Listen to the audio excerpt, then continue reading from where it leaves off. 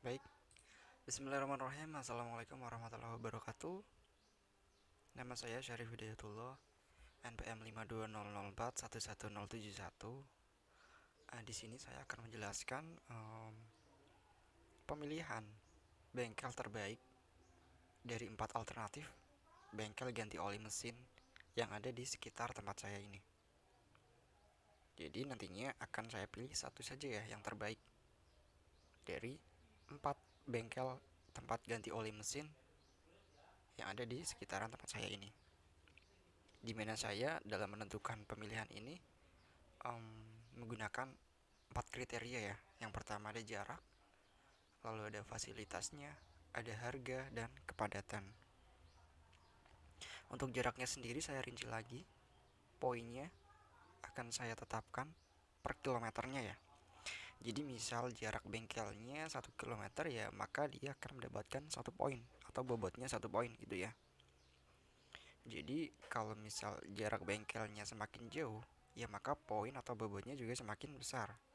Tentu ini akan menjadi kerugian ya, atau kita akan klasifikasikan nanti kriterianya itu bersifat cost ya, karena uh, semakin rugi ya kalau semakin besar gitu.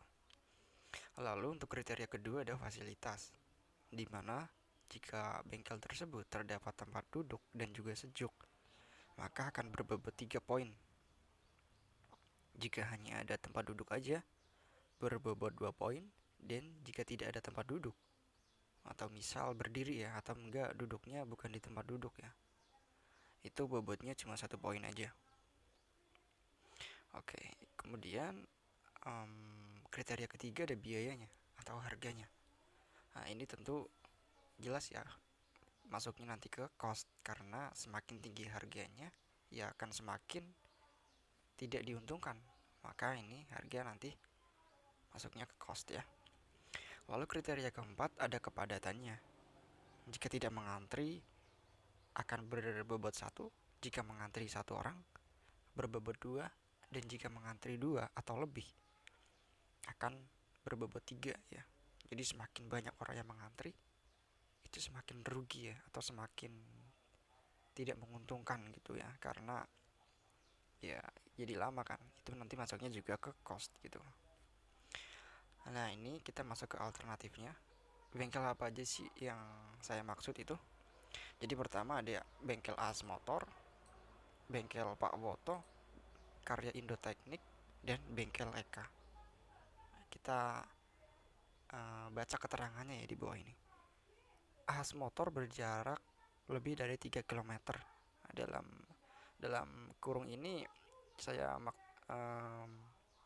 detailkan saja 4 kilometer ya, karena ini lebih dari 3 kilometer. 4 kilometer, jadi nanti poin jaraknya bakal 4 ya. Lalu dia terdapat tempat duduk yang sejuk. Nah ini poinnya nanti 3 ya. Fasilitasnya oke nih.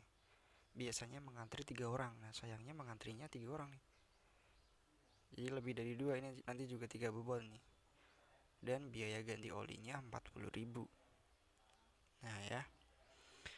Oke, kita masuk ke alternatif kedua nih. Ada bengkel Pak Woto dengan jarak 2 kilometer, terdapat tempat duduk namun tidak teduh ya.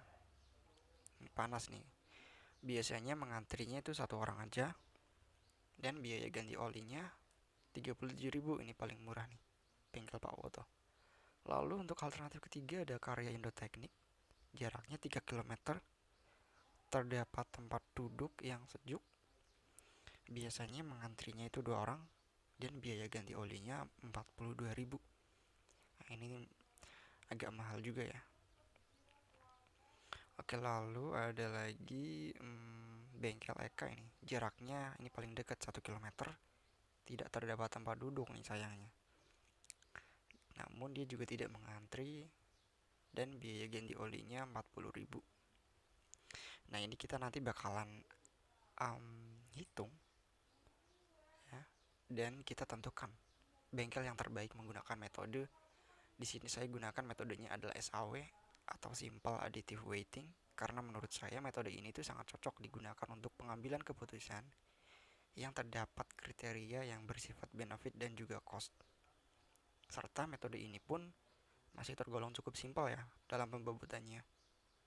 Sesuai dengan namanya sih ya, simple additive weighting ya, gitu ya. Namun dalam SAW ini kita juga perlu menentukan bobot preferensinya. Jadi kita nanti bakalan kriterianya kita akan kasih bobot ya. Kriteria pertama yaitu jaraknya akan 25%, kriteria kedua fasilitasnya 15%, lalu harganya akan berbobot 35% dan kepadatannya 25%. Ya, kurang lebih kayak gitu. Lalu di sini ada nah ini ya yang tadi saya bilang kriterianya akan saya tampilkan di sini. Di mana jarak semakin dia jauh maka akan semakin rugi ya. Jadi di sini sifatnya adalah cost ya. Lalu untuk fasilitas semakin tinggi poinnya maka semakin bagus ya. Di sini benefit. Biaya semakin mahal semakin rugi dong. Di sini cost. Lalu kepadatannya semakin banyak yang mengantri juga semakin rugi ya. Ini sifatnya juga cost. Nah, di sini alternatifnya saya tampilkan juga. Lalu untuk nilai alternatifnya di sini saya tampilkan jadi menjadi seperti matriks sebenarnya. Nah, di sini ada alternatif pertama jaraknya itu paling jauh.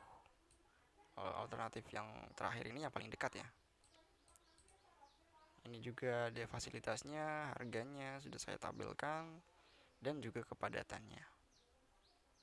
Nah, ini yang tadi bobot preferensinya yang tadinya masih berupa persen sekarang saya rubah menjadi nilai desimal ya. Di 25% menjadi 0,25, 15% menjadi 0,15 dan 35% menjadi 0,35 dan 0,2%. 0,25% merupakan yang tadinya 25% ya. Sekarang kita lakukan normalisasi terhadap matriks X ya. Nah, ini tabel ini kita akan normalisasikan menggunakan rumus berikut ini. Nah, jika sifat dari kolom tersebut adalah benefit, maka kita gunakan rumus yang atas ini ya. Jika kolom kriterianya berupa cost, misalnya ada harga, jarak, dan juga kepadatan, maka kita pilihnya rumus yang bawah ya, yang min ya. Nah, misalnya ini kriteria pertama ada jaraknya, itu berupa cost ya. Semakin jauh, semakin rugi. Kita pakainya rumus yang bawah. Yaitu rumusnya kita ambil nilai minimal dari keempat alternatif yang ada, dari jaraknya ya, dari kolom jaraknya. Yaitu dari 4, 2, 3, 1, mana sih yang paling minimum nilainya? Yaitu 1 ya. Maka di sini 1 per 4. 4 ini apa? 4 ini adalah jarak dari alternatif pertama. Kolom 1, 1 nih. Nah, ini. Hingga sampai bawah kita lakukan hal yang sama ya. Maka akan didapat di sini hasil normalisasinya. Ya, yang tadinya 4 menjadi 0,25 gitu ya. Lalu ini yang sifatnya cost ya. Jadi dibalik. Sekarang angka atau nilai dari alternatif pada kolom kriterianya dibagi, kita cari nilai maksimal dari keempat nilai dalam kolom tersebut di tiap-tiap alternatifnya. Ada 3, 2, 3, 1. Mana sih yang paling tinggi? 3 ya. Berarti 3 per 3 sama dengan 1. Lakukan juga sampai ke alternatif yang keempat. Maka kita juga dapat semua nih ya. Terus lakukan hingga ke alternatif keempat dan juga semua kriterianya ya. Kalau udah kita hasilnya kita tabelkan. Nah, ini hasilnya setelah kita lakukan normalisasi tadi dari tabel ini ya. Sekarang menjadi seperti ini setelah kita lakukan normalisasi. Dan setelah kita lakukan normalisasi, kita hitung nilai preferensinya menggunakan rumus berikut ini. Yaitu kita kalikan setiap selnya menggunakan bobot preferensi yang sudah kita tentukan tadi per kriterianya. Kriteria pertama di sini ada jaraknya ya. Jarak tadi bobot preferensinya adalah 0,25. Jadi di sini adalah bobotnya dikalikan dengan nilai normalisasi dari jaraknya 0,25 dikali 0,25 gitu ya. Lalu ini ke bawahnya juga sama nih. Ini juga bobot jaraknya makanya sama ya. Yang beda adalah pengalinya. Karena pengalinya mengikuti dari tabel ini 0,25, 0,5, 0,33 dan 1 ya ini ya. Ditambahkan kolom berikutnya, kriteria berikutnya. Di sini bobot preferensinya 0,15, 0,15. Ini adalah bobot kriteria fasilitas ya. Dikalikan kolom berikutnya. 1. Nah, ini 0,66, 1, 0,33 hingga seterusnya. Nah, kalau sudah ini kita dapat nih ya. 1 dari bengkel Ahas Motor. Kita dapat nilai preferensinya itu 0,6195. Lakukan terus hingga ke alternatif keempat. Nah, ini yang kedua ada bengkel Pak Woto ya. Bengkel Pak Woto dapat 0,6999. Lalu ada Karya Indo Teknik dapat 0,7912. Dan yang terakhir bengkel Eka dapat 0,7069. Nah, kalau udah didapat nilai preferensi seperti ini, kita ranking aja nih.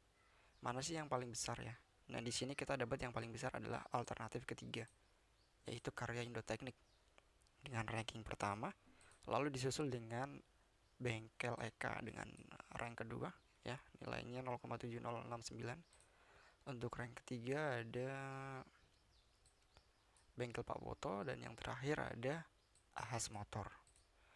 Nah, jadi karena kita udah dapat ranking satunya ini, bengkel terbaik yang terpilih menggunakan metode SAW adalah alternatif ketiga nih ya, yaitu bengkel Karya Indo Teknik. Nah, jadi mungkin itu aja ya penjelasan dari saya mengenai metode SAW dalam menentukan bengkel ganti oli mesin terbaik dari 4 alternatif yang ada. Mungkin itu aja, apabila ada kekurangan saya mohon maaf. Terima kasih.